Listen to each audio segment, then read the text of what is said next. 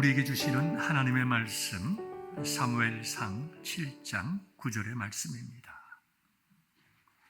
구약성경 사무엘상 7장 9절 여러분들에게 읽어드리겠습니다.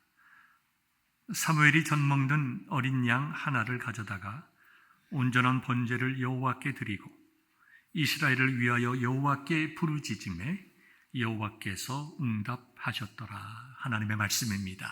네. 오늘 저와 여러분들이 나눌 하나님 말씀의 제목은 여호와께서 응답하셨더라. 응답은 회복을 의미합니다. 고난 중에 부르짖었더니 하나님께서 응답하셨더라. 내 고난의 문제가 사라지는 것을 의미합니다. 고통 중에 하나님께 부르짖었더니 하나님께서 불쌍히 보시고 치료하셨더라. 병든 자가 하나님 앞에 부르짖을 때에 하나님께서 히스기야를 15년 동안 생명을 연장해 주신 것과 같이 부르짖는 자에게 하나님께서 응답하시고 은혜를 베풀어 주십니다. 여러분들에게는 분명히 부르짖어야 할 이유들이 많이 있을 것입니다. 아마도 여러분들에게 내가 부르짖을 것이 별로 없다, 아마 평안함을 의미할지도 모르겠지만 어쩌면은 우리가 영적으로 매우 무감각해지고 무뎌졌을지도 모릅니다. 우리가 하나님 앞에 설 때마다, 하나님 앞에 우리 자신들을 볼 때마다 우리들은 정말 부르짖어야 될 이유들을 너무나 발견하게 됩니다. 많이 발견하게 되죠. 그럴 때에 부르짖는 자들 될 수 있기를 간절히 소망합니다. 오늘 본문의 말씀은 사무엘이 이스라엘 백성을 위하여 여호와께 부르짖었어요. 왜 부르짖었을까요? 부르짖음에 분명한 이유가 있습니다. 그것이 오늘 본문의 배경입니다. 여러분들이 지난 2주 동안 하나님의 말씀을 나누면서 엘리 대제사장 시대의 영적인 암울함에 대해서 기억하실 것입니다. 사사시대입니다. 엘리가 사사이고 마지막 사사가 사무엘입니다. 물론 사무엘의 두 아들도 잠시 사사의 기능을 담당하였으나 실질적인 사사의 기능을 담당하지 못하고 사울 왕으로 넘어갔기 때문에 우리가 실질적인 사사는 마지막으로 사무엘이 됩니다. 엘리 대제사장이 사사로 있고 대제사장으로 있을 때 어떤 일이 있었나요? 영적으로 매우 둔감해졌습니다. 나이만 많아진 것이 아니라 영적으로 매우 둔감하여지고, 그가 자기 두 아들의 비행을 들어 알고 있었지만 이미 두 아들을 영적으로 바르게 세워나가기에 충분한 영적인 능력이 없었다. 이미 그 두 아들이 우상이요, 그 두 아들을 가르치고 훈계해서 바로잡을 만큼의 영역을 그는 이미 잃었다. 대제사장이 자기의 자녀를 다스릴 영적인 힘이 없으니 어떻게 한 나라를 바르게 다스릴 수 있었겠습니까? 하나님께서는 네가 나이 많아서 그렇다라고 이야기하지 아니하시고 내가 나보다 내 자식을 더 사랑한다. 여러분, 우리들은 다 자녀들 사랑합니다. 그러나 자녀를 바르게 사랑하는 모습을 우리는 한나에게서 배워야 됩니다. 하나님께서 한나의 기도를 들어주셔서 사무엘을 주셨을 때에 한나는 하나님께 약속한 대로, 서원한 대로 사무엘을 하나님께 올려드렸습니다. 사무엘을 올려드렸다고 하는 것은 어머니로서 많은 것을 포기하는 것입니다. 그러나 그 한나가 불행해졌을까요? 아니죠. 하나님께서는 세 아들과 두 딸을 주시고 그의 가정을 즐겁게 해주시고 사무엘이 하나님의 큰 일을 감당하는 것을 보면서 기쁨과 감사의 일생을 살아갔습니다. 우리도 마찬가지입니다. 어떻게 보면 사람들은 이렇게 얘기를 합니다. 내 새끼, 정말 눈 속에 집어넣어도 아프지 않을 내 자식. 그러나 우리는 자식을 포기해야 됩니다. 자녀는 우리 것이 아닙니다. 하나님의 것입니다. 하나님께 올려드리는 것이 옳습니다. 그리고 하나님께서 내 자녀들을 바르게 인도하여 주실 수 있도록 우리는 한나의 마음을 가지고 기도해야 됩니다. 그러면 우리의 자녀들은 하나님께서 키워주시는 것입니다.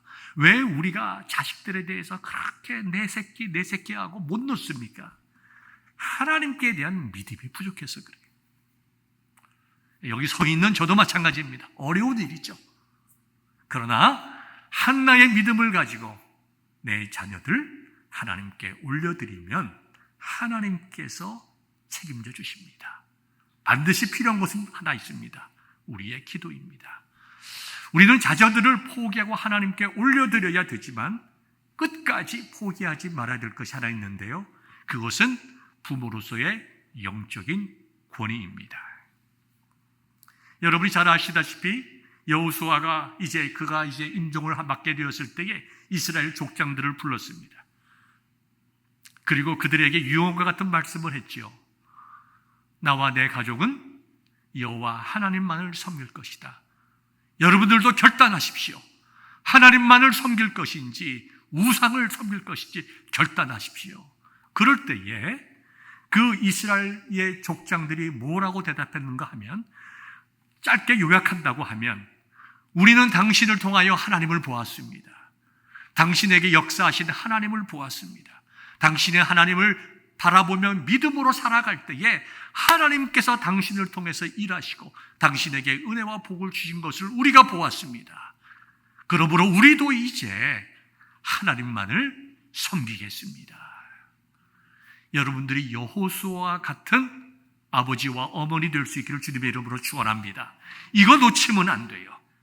영적 권위 놓치면 안 된다는 얘기죠.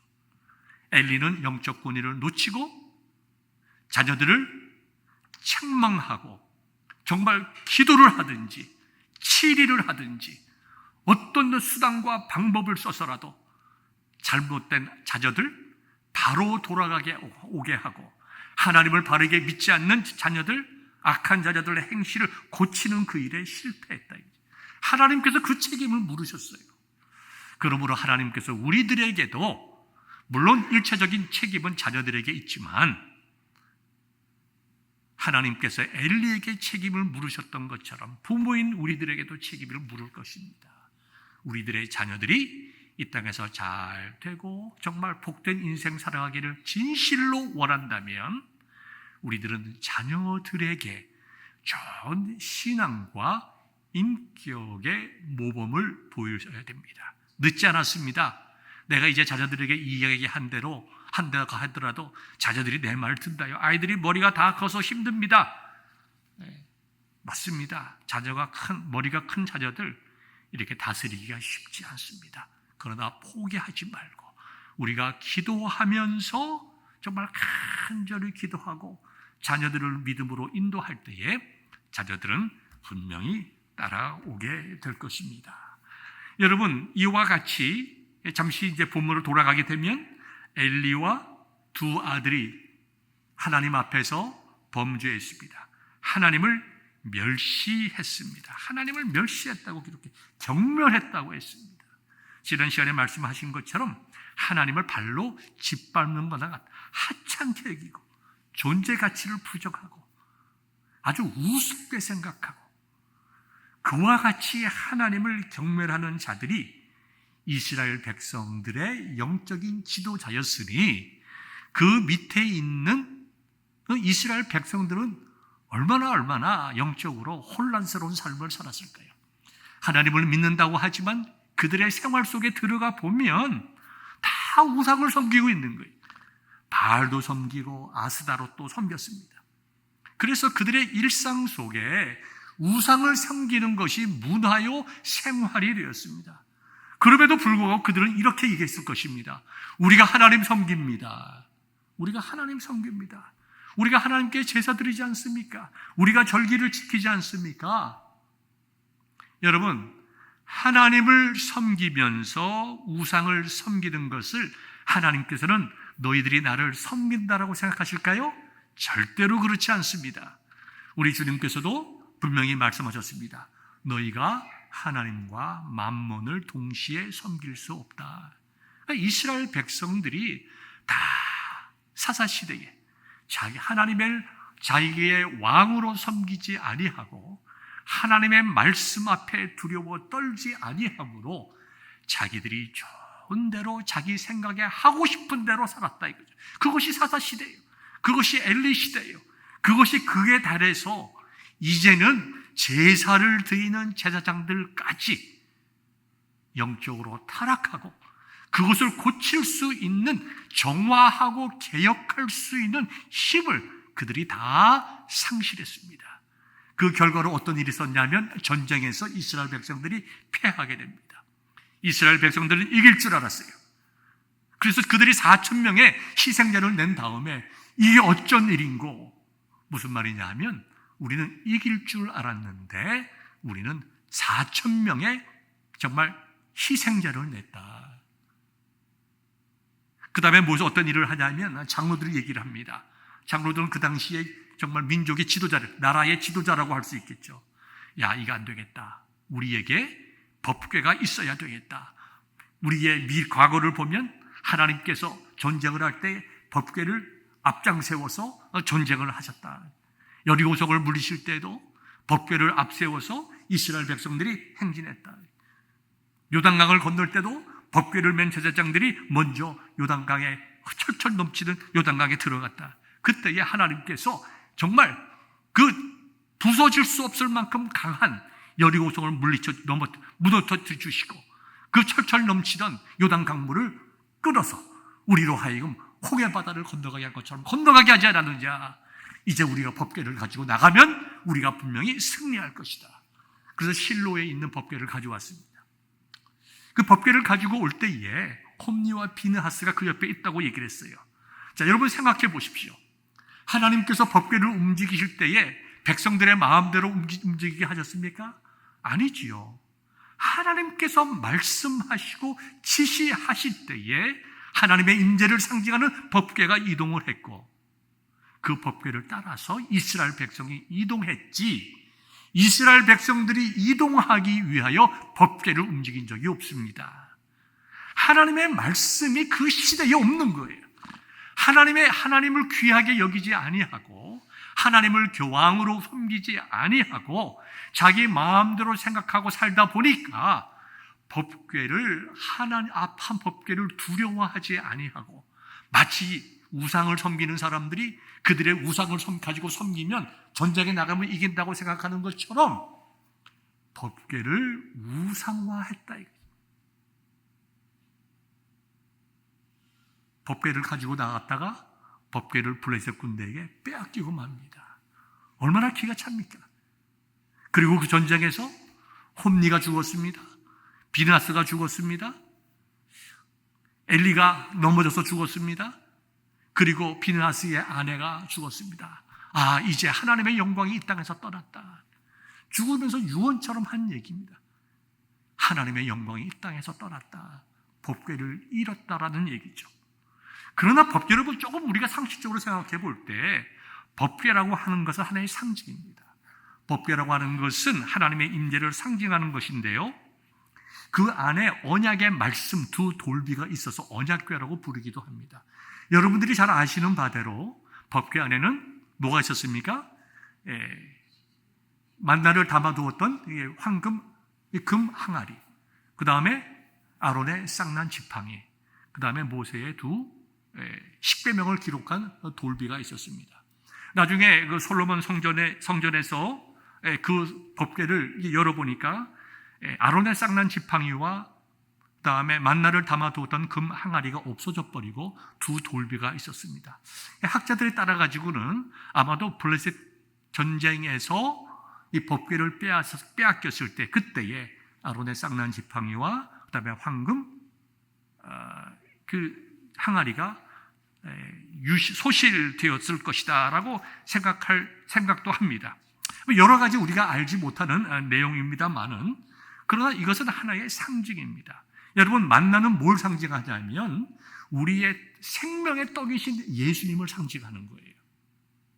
그 다음에 아론의 쌍난 지팡이, 여러분 자세하게 말씀은 드리지 않겠지만 그 지팡이는 죽은 겁니다. 여러분, 막대기에서 싹이 날 수가 없죠. 하나님께서 하나님의 뜻을 나타내시기 위해서 아론의 지팡이에서 싹이 나게 하고 꽃이 피게 하고 살구 열매가 맺겨졌습니다.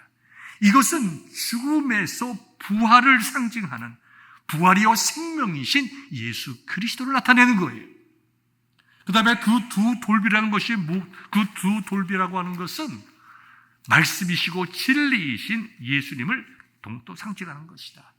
생명의 떡이시며 말씀으로 오신 예수님께서 생명의 떡을 주시고 그 생명의 떡을 먹는 자들을 죽음에서 영원한 생명으로 부활시켜 주신다고 하는 이 약속이에요. 상징입니다. 예레미야서 3장 16절과 17절의 말씀을 보면 이렇게 기록되어 있습니다. 바벨론의 포로로 잡혔다가 살아 돌아올 사람들은 여호와의 언약궤를 다시는 말하지 아니할 것이요 생각하지도 않을 것이며 기억하지 않을 것이요 찾지 않을 것이요 다시는 만들지도 않을 것이며. 법궤는 남유다 왕국이 바벨론에 의해서 망했을 때에 그때의 법궤가 사라지고 맙니다. 어떤 사람들은 제사장이 성전 깊은 곳에 숨겼을 것이다. 여러 가지 이야기가 있지만 법궤는 사라지고 말았습니다. 그래서 예수님 당시에 그 큰 헤롯 성전에는 법궤가 없었습니다. 그러나 예레미야 선지자가 약속한 것과 같이 헤롯 성전, 예수님 당시의 헤롯 성전, 그 크고 아름다운 성전이 있었지만 그 아름답고 크게 지어놓은 그 성전은 헤롯이 정치적인 목적으로 지은 것이, 종교적인 이유로 확장한 것이 아닙니다. 하나님께서는 그런 곳에 계시지 않으신다는 거예요. 인간이 아무리 크고 화려하게 지어놨다 하더라도 그곳에 계시지 아니하시고 만다가 상징하는 생명의 떡이신 예수님,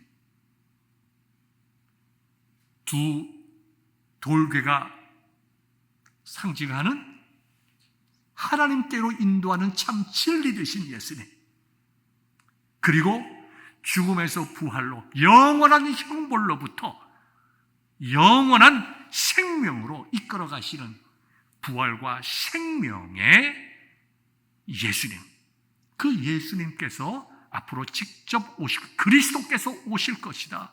그러므로 더 이상 바벨론에서 백성들이 돌아온다 하더라도 더 이상 법궤를 말하지 않을 것이요 생각하지 않을 것이요 기억하지도 않을 것이고 찾지도 않을 것이고 다시는 만들지도 않을 것이며 라고 말씀하시므로 법궤가 상징하고 나타내고자 하는 그리스도 예수를 소망하는 말씀을 주셨고, 예수님께서 하나님의 때에 하나님의 경륜을 따라 법궤가 없는 그 빈 헤롯 성전과 상관없이 예수님께서 이 땅에 생명으로 오시고 부활의 주님으로 오시고 진리의 주님으로 오셨다는 것입니다.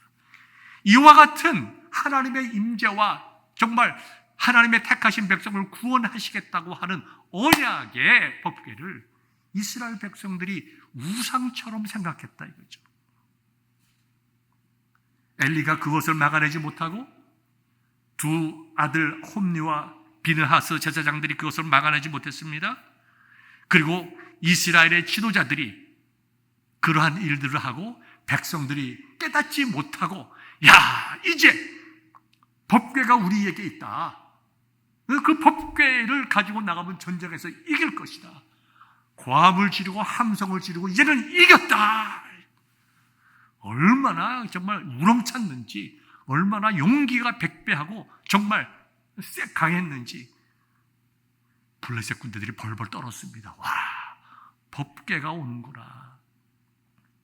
우리가 정신 바짝 차리지 않으면 저들의 하나님 여호와 그 법궤로 인해서 우리가 죽을 것이다, 망할 것이다. 여러분, 법궤는 블레셋 군대에게 뺏겼지만 그 법궤는요 하나님의 임재, 즉 하나님의 계신 곳에는 하나님의 은혜가 있어요. 용서와 은혜가 있지만 동시에 하나님의 공의로운 심판이 있습니다. 하나님께서 20년 동안이 더 되도록 오랫동안 그들에게 회개의 기회를 주었지만 그들이 회개하지 아니하고 이스라엘 백성들이 다 죄와 먹고 마시고 살아간 그 행위에 대해서 하나님께서 하나님의 때에 공의롭게 심판하심으로 엘리와 홈리와 비느하스가 죽임을 당하고 많은 이스라엘 백성들이 죽었어요. 그리고 뺏긴 법궤지만 하나님께서 이방 나라의 법궤가 있었지만 하나님께서 능력으로 그 이방 신들을 다 넘어뜨렸습니다. 그래서 그 블레셋 사람들이 이 법궤 때문에 우리가 살 수가 없다. 법궤 때문에 우리의 다곤 신상들이 무너지고 다 쓰러지고, 그 다음에 저거 법궤 때문에 우리에게 정말 악한 종기들이 들어와서 온 백성이 지금 이 죽게 되었으니 견딜 수가 없다. 저 법궤를 돌려보내야 되겠다. 돌려보내잖아요. 이스라엘 백성들이 찾아온 것이 아닙니다. 법궤가 있는 곳에 하나님의 임재와 동시에 하나님의 공의가 임함으로 우상을 섬기는 자들의 결과가 무엇인지를 하나님께서 분명하고 확실하게 보여주셨다는 것입니다. 이스라엘의 법궤가 이스라엘 백성들에게 돌아왔지만 이스라엘 백성들은 기뻐하고 감사한 것뿐 그들의 삶은 변하지 않았습니다. 왜냐하면 이스라엘 백성들이 그만큼 그들의 삶 속에 우상 섬김이 있었다는 거예요. 우리가 오늘 본문의 직접적인 배경이 되는 우리가 이제 7장 3절을 보면 이스라엘 백성들이 이제 이야기를 합니다. 사무엘에게 이제 이 얘기를 해요. 우리를 도와주소서. 우리를 위하여 기도해 주소서. 왜냐하면 법궤가 돌아온 지 20년 동안 이스라엘 백성들이 지속적으로 고통을 당했다는 거예요. 왜냐하면 블레셋 군대들이 시도 때도 없이 들어오는 거예요. 쳐들어와서 뺏고 약탈하고 또 전쟁에서 사람들이 죽고, 이것이 한두 달이 아니라 1, 2년이 아니라 20년 동안 지속적으로 계속되는 거예요. 그러니까 이스라엘 백성들이 정말 견딜 수가 없고 이제는 다 죽게 되었다는 얘기예요.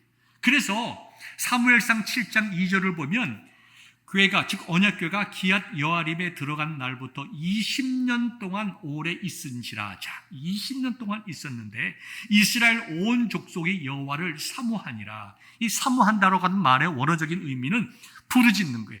고통으로 부르짖으면서 하나님, 우리를 구원하여 주옵소서. 우리가 살 길은 하나님밖에 없습니다. 참 믿음이 좋은 것처럼 느껴지지만 사무엘은 전혀 다르게 말합니다. 바로 이어서 나오는 말씀이 7장 3절에 있는 말씀인데요. 사무엘이 이스라엘 온 족속에게 말하여 이르되 만일 너희가 전심으로 여호와께 돌아오려거든, 너희가 이제 회개하고 하나님께 돌아오기를 원하느냐? 너희들이 고통 가운데서 부르짖어서 하나님께서 너희들의 고통을 들으시고 너희들을 해방시켜 주시고 너희들의 기도에 응답해 주시기를 원하느냐? 백성들이 뭐라 그랬겠어요? 그럼요, 우리가 원합니다. 아멘입니다. 우리를 살려주세요. 우리가 지금 다 죽게 되지 않았습니까? 하나님, 우리 살려주세요.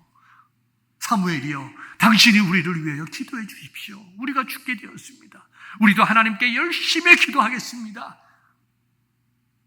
하나님, 우리를 구원해 주시기를 간절히 소망합니다. 지난주에 여러분들에게 말씀드렸습니다. 한나의 기도의 아름다운 점이 뭐라고 그랬어요? 한나의 기도는 간절한 기도였지만 그 간절한 기도에 앞서 하나님께서 어떠한 분이신 줄 아는 믿음의 기도였다. 그리고 그 기도를 통하여 하나님의 뜻을 이루어 드리기를 기뻐했다. 하나님, 저에게 아들을 주십시오. 그러면 주시는 것만으로 제가 만족하리이다. 하나님께서 주셨으니 이 아들은 하나님의 것이고 하나님께 당연히 바쳐야 될 아들입니다. 그래서 이름을 사무엘의 이름이 그 뜻이에요. 그리고 실질적으로 젖을 띄자마자 사무엘을 하나님께 드렸잖아요. 그래서 우리의 기도라고 하는 것이 얼마나 열심히 기도를 드렸느냐, 얼마나 간절히 기도를 드렸느냐, 우리가 얼마나 금식의 기도를 드렸느냐 하는 우리의 노력에 좌우되는 것이 아니라고 말씀을 드렸습니다. 그거는 이방 사람들이에요. 옛날에도 우리 한국에 가면 부모님들이 자식들을 잘 되라고 밤에 일어나서 항아리에다가 깨끗한 물 떠놓고 얼마나 기도했습니까? 내가 얼마나 정성껏 기도하고 비느냐 따라서 1월 성신이 응답해 주는 줄 알았단 말이죠. 절에 가서 부처님에게 1000번, 2000번, 3000번, 5000번 절을 하고 정성을 들이고 시주를 많이 하고 절에 좋은 일을 많이 해야 부처님이 내 기도 들어주시고 복 주시는 줄 알았다. 세상의 종교가 그거예요.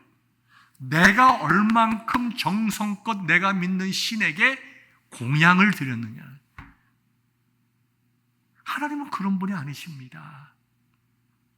하나님은 인격적으로 우리를 아시고 만나시고 대화하시길 원하시는 분이에요.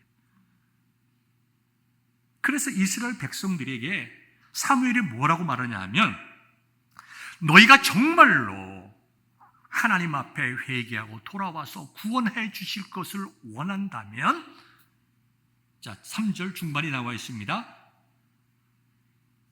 이방 신들과 아스다롯을 너희 중에서 제거하라 그랬어요. 자, 무슨 말일까요? 그들이 하나님을 믿고는 있었지만 동시에 이방 신들, 이방의 여러 신들, 가장 대표적인 게 바알 신이죠. 바알을 섬겼다 이거죠. 또 아스다롯을 섬겼다는 얘기죠. 바알 신은 풍요의 신입니다, 여러분. 지금으로 말하면 뭐예요? 나와 우리 가정을 부자 되게 하는 거예요. 부자 되게 하고 병들지 않게 하고 이 땅에서 떵떵거리고 행복하고 힘있고 즐겁게 살게 해주는 신이에요. 아스다롯은 아름다움의 여신이에요. 인간에게 쾌락을 주는 거예요. 자, 그러니까 이 두 신이, 여러분 우리가 좀 솔직히 생각해 봅시다. 이 두 가지가 우리를 얼마나 사로잡고 있는지.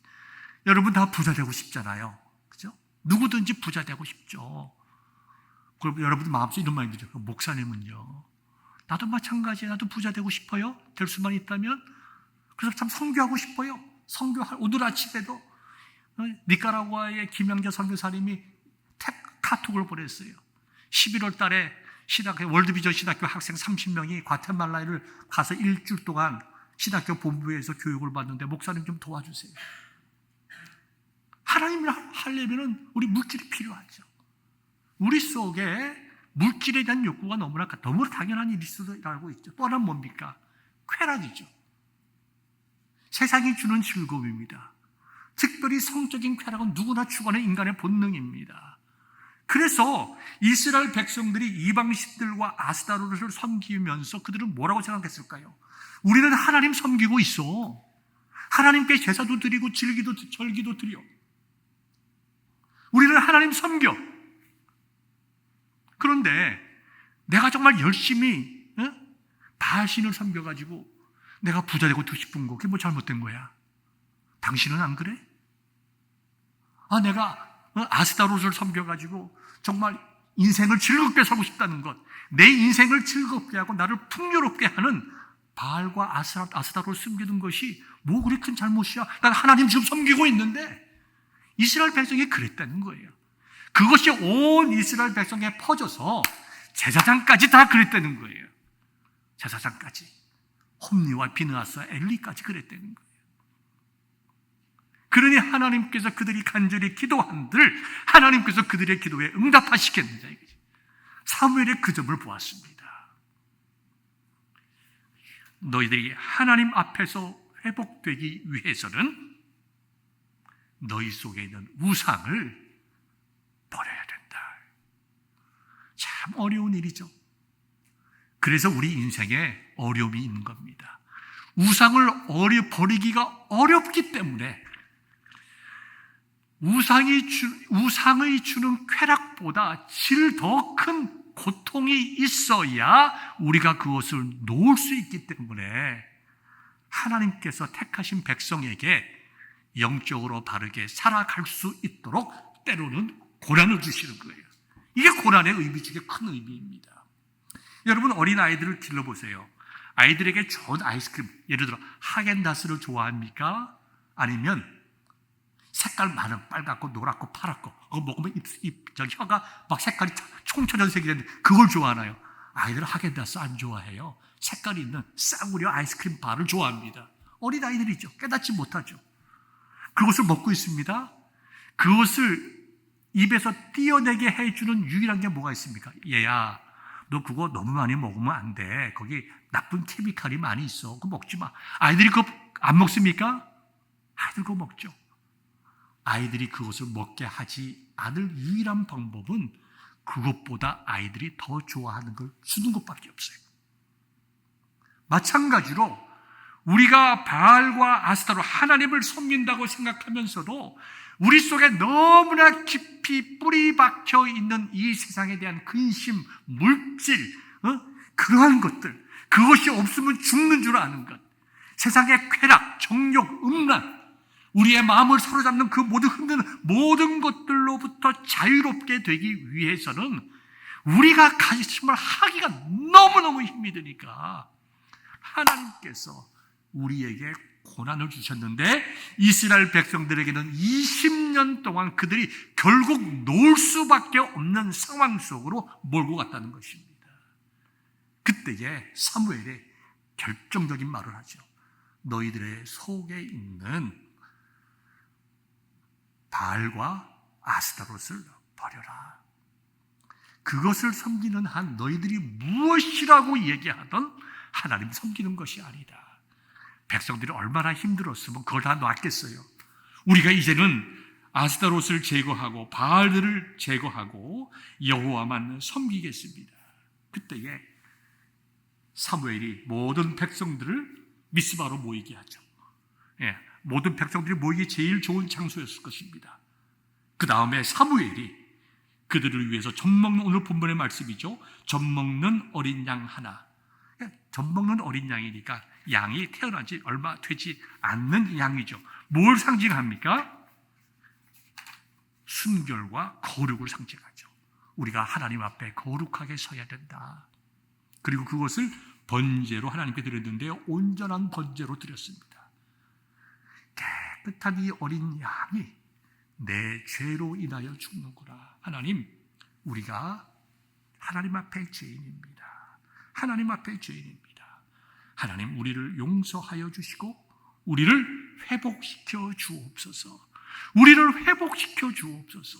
우리가 이제 온전히 하나님만을 섬기겠사오니 하나님, 우리를 회복시켜 주옵소서. 사무엘이 이스라엘 백성들을 위하여 부르짖을 때에 여호와께서 오늘 설교 제목과 같이 응답하셨더라. 여러분의 기도의 제목이 뭐가 있습니까?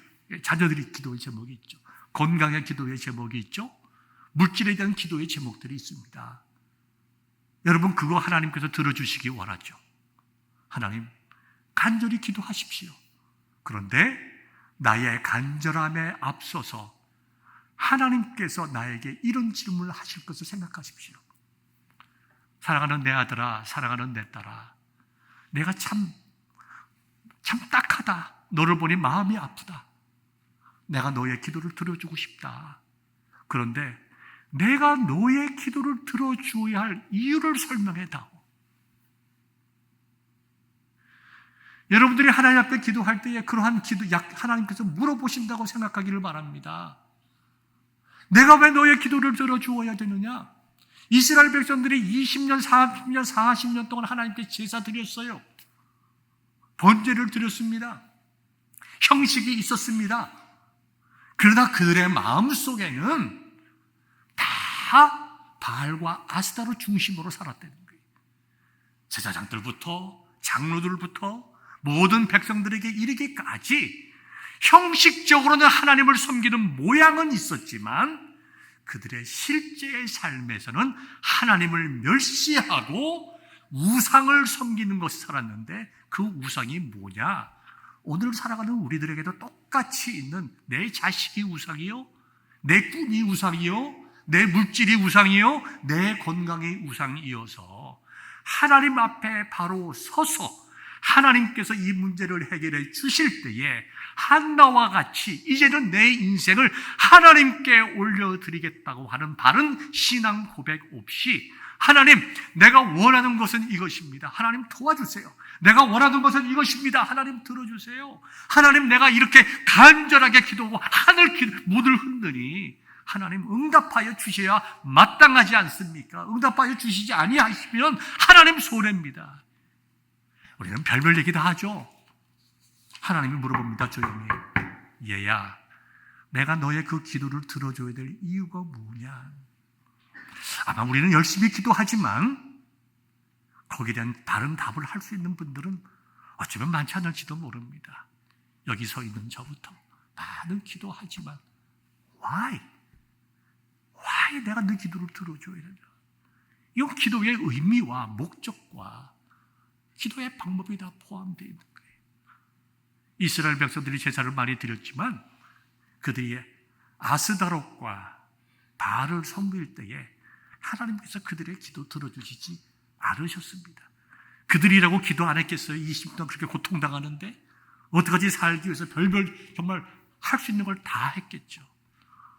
그들이 하나님 앞에서 세상 것을 버리고 하나님 앞에 진실된 마음으로 나아갈 때에 하나님께서 응답하셨는데요. 사무엘이 기도하는 번제를 드릴 때에 7장 10절입니다. 읽어드릴게요. 사무엘이 번제를 드릴 때에 블레셋 사람이 이스라엘과 싸우려고 가까이 오매 그날에 여호와께서 블레셋 사람에게 큰 우레를 발하여 그들을 어지럽게 하시리 그들이 이스라엘 앞에서 패한지라. 하나님께서 하나님의 방법으로 하는 게 우리는 하나님 이것도 좀 도와주세요. 내가 한번 이렇게 해보겠습니다. 이게 아니라 하나님 앞에 경건히 서서 하나님 앞에 바로 살기로 서 있을 때 우리의 모든 것을 하시는 하나님께서 앞서 가시며 우리의 길을 열어주시는 거예요.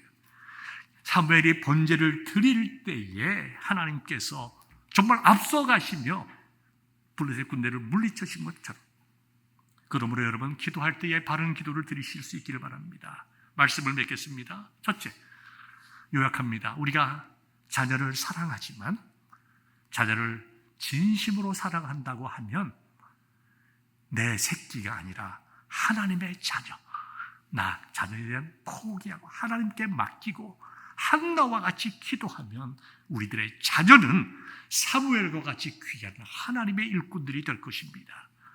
자녀들을 포기하되 하나님께 올려드리고 그 자녀를 영적으로 다스릴 수 있는 영적인 권위는 결코 포기하지 말고 자녀를 위해서 기도하고 눈물의 기도를 하면 우리들의 자녀, 비록 때로는 엇나가고 때로는 하나님으로 떠나간 것처럼 보이나 하나님께서 때가 되면 다 돌아오게 하고 한나와 같이 기쁨을 회복시켜 주실 것입니다.